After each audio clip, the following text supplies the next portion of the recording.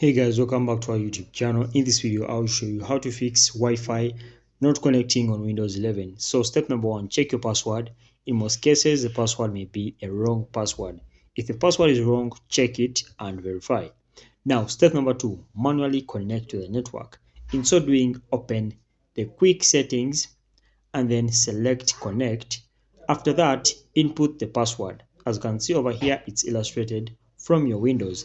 After doing that, guys, you go ahead and turn on airplane mode and then turn it off. Okay.